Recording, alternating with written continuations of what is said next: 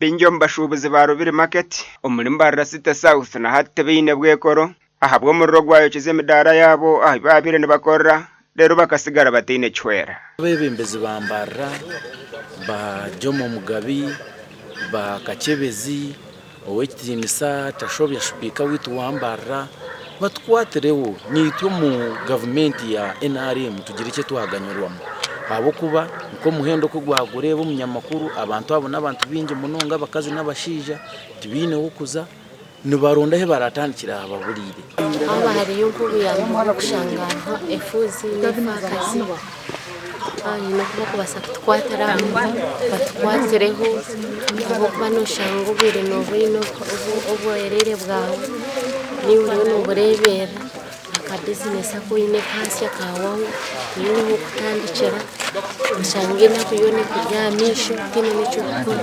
abantu bagira ngo babanze guterera umuranga buryo omwe ko nkabyarema ecyabajemesereza kwehikiro mu makago munyishengero we cyange ekerizoba konka bwo burungi bw'abantu honorable yatumuriza nkabembezi yatsinchira message yatujaba abantu mbahumurize ananyembine kandi nyo ningaruka ninza kufuna gwire nizemba rebe mbahumurize nka area MP mazima nandika list chairman ya Gitaho stamp ba councilors twasigninga twagitwara mu office a personal assistant wa mwine mpaka Madam Fiona yajachira ya communicating na honorable bwitu mwenu tuina mashemererwa erizoba buzuma yatweta nabe abebembezi naba bacyara mazima honorable bakwatereho bagarukeho baze gukora muka percent turiya bingi abahire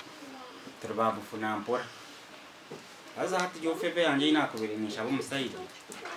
yo kuzahari munonga afazaro gumuntu waroko mwakora kujyo mwatwataraho kafunda yayimukira kayampa icyo kurebera nyunga siumbahiro mukatare muka harumba memba babire kubi unkira unkashika kuzumuka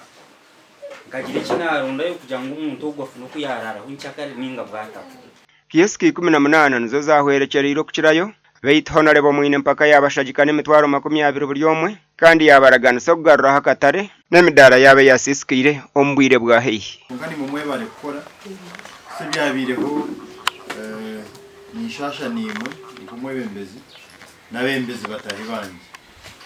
kitwaza kora twaza kokwatura hakumbeka nuna tukabigariza kumanya inebera accident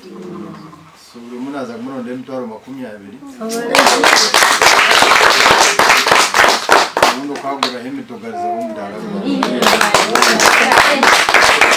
solution ye long term solution ale plan yitu inenkabemezi nokombeka katakanya kufuna abagambya option zona manya PPP bayimenda gukora biringe byaremere so nzotamano mukombeka katarekanyi mukamushike tukine n'ibinde bitwaraganisa abantu ngo mudo banyu rubiri urutinde kirungi barukozere so tukine pledges nyingi yatashonga yakatare ko rubiri kugira ngo kahire norebo bumwe abo kugira ngo kabire ubujubu kwatine munonga umwe nikibasa kuba cyarugira amasanyaraze ningo umwe abakuraramu basigire mu kasigiri kandi neco kuraramu kikabire kitabonire mazima nanabagaruka mukombe kantusha bangu bagume basigemo emyanya kugira ngo ubujubu tagaruka bakakwatana inshobyege kagaruke kabaho nkatwa washanga ko mu rubiri transformers twine nizifavurida ki ikindi kiretwa demand narabavuga kosa kuba bingi so ndiyo kushaba temporary solution nza kushaba bongere ndisho transformer nico chumwe nyakayojo nico chumwe katete twine na plan yo kora uruguduro mu rubiri urutindo sofa yenda kusima kanso division meya Jomo